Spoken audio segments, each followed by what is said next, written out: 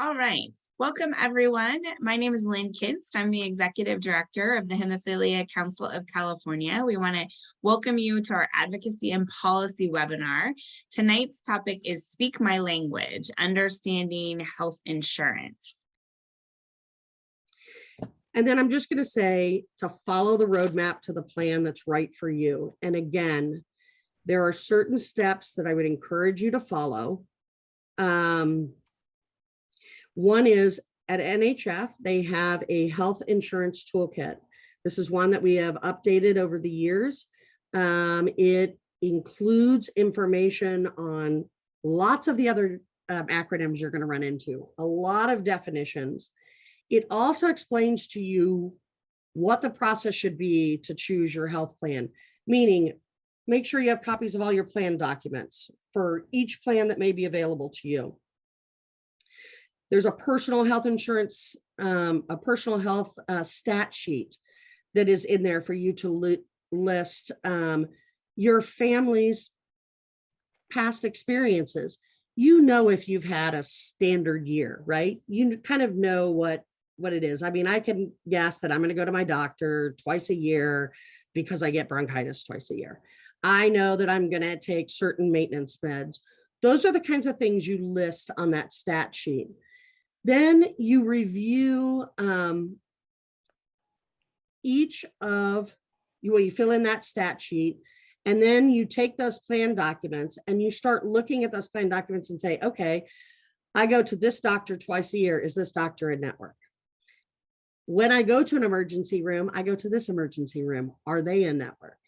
If I ever utilize a urgent care center, is it in network?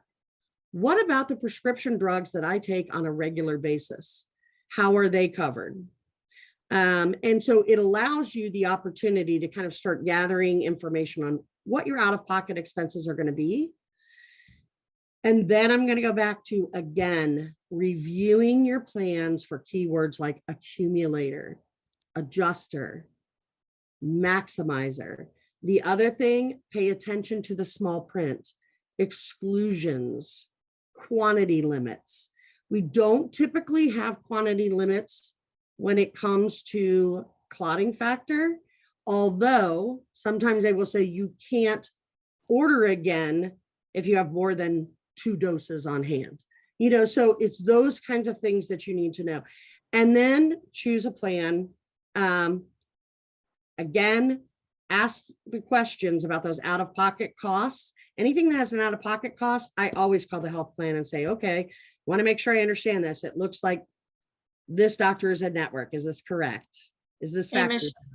Yep. Sorry, Michelle, I was just going to ask a question because it's popped up a couple of times in the chat. We're talking a lot about calling the health plan to ask these questions.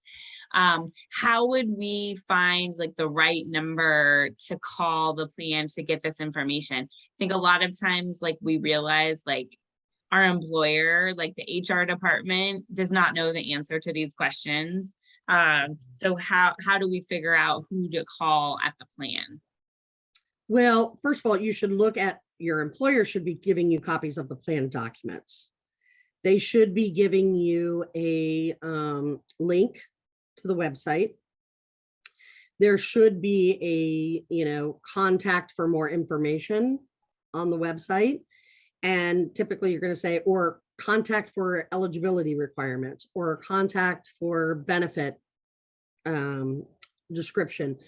You could do that, but a lot of times your employer will have a link to, or will have a number for you to call as well. Some employers work with brokers, and sometimes you can ask the broker to engage for you, or they will have a number for you to call. But typically, if you go to the plan, if you get the plan documents from your company or a link, you will be able to get to the website. And then you should be able to find a number. I think that it is important when you call in initially that you say, I'm calling to better understand the benefits under this plan before I choose the plan. And so you let them know that what you want to do is verify certain benefits. And typically a customer service person will be able to do that for you. The other thing that you can do is you can contact your HTC social worker. You can contact NHF's payer relations team.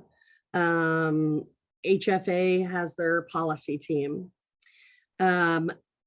All of those folks are usually able to help you answer some of those questions. I mean, Lynn is a great resource, and sometimes if she doesn't know, she's going to know how to get a hold of somebody else to do that.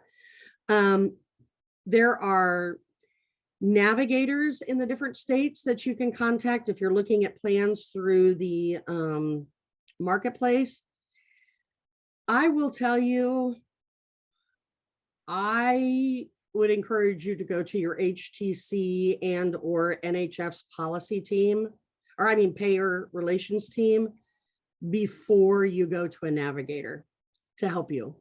I have found instances where they didn't really understand enough to understand the question you're asking, and so therefore you don't get the correct answers. And our the payer relation team at NHF has been doing this for a very long time, and is able to do that. I would say that, you know, when you, and the same goes for when you've chosen a plan, and if you have access issues, those are the same people I would encourage you to call. Lynn actually knows how to get a hold of me too, as well.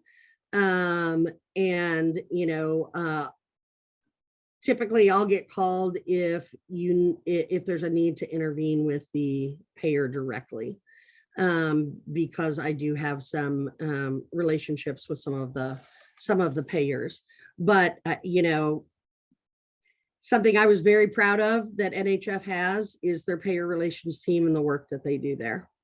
So, and I would just reiterate, like Michelle was saying, if you are a member of the bleeding disorders community and you are trying to navigate this either at the front end when you're choosing a plan or because you have an access issue, your best plan is to work with somebody who understands bleeding disorders and the particulars of our community.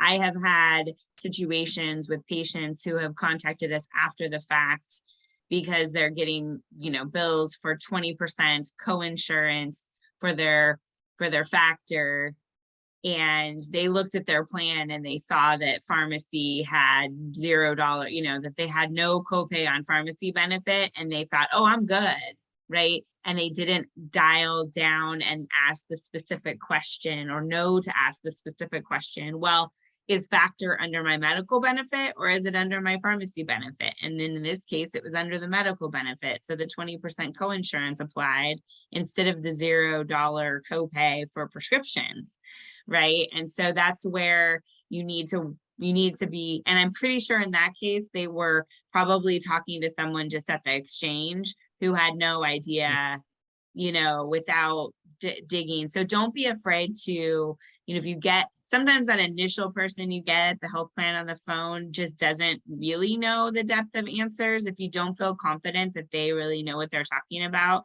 don't feel bad about, you know, hey, is there a supervisor that I can talk to who maybe knows the intricacies of this plan a little bit better? And you can even sort of put it off and be like, yeah, I know I'm kind of asking some complicated questions here, and that these are sort of a unique things I'm asking about. So, you know, don't feel bad about pushing that a little bit. The other one I forgot to mention is your factor manufacturer's patient assistance portal. A lot of people don't realize, they know that they have a copay program or they know that they have these gap plans, but they don't realize that sometimes they have someone who can help you look at your insurance and figure out if you are covered. And sometimes they can help even the HTCs with prior authorizations and those sorts of things. So I would have to say that, honestly, I do a lot of work right now with a lot of rare disease groups. And I can tell you, with hemophilia, we're pretty lucky. We have some great resources. It's just a matter of feeling comfortable using them. And, you know, That's what we're all there for, is to do that. So I have given, some of this information here. Want to thank our sponsors as well, who make this webinar series possible. And just thank you again, Michelle, for joining us tonight, for all the great information. And thank you all for sticking with us as we went a little over tonight. I hope that you found it helpful. Please do reach out to the council if you have any follow-up questions regarding your individual situation. We will do our best to connect you with the right people who can assist. I can always reach out to Michelle, and then we have great relationships with the folks at NHF and HFA, and the links that we talked about tonight, we will be sure to send out in our follow-up email as well. And the video will be available after we do a little bit of editing. So also wanted to thank briefly or say congratulations to Angel and Liz. Those are the community members who won our raffle tonight. So we'll be reaching out to you guys about those gift cards. And again, thank you all for joining us. And thank you again, Michelle. No problem. Thank you. Everybody have a good night, everyone.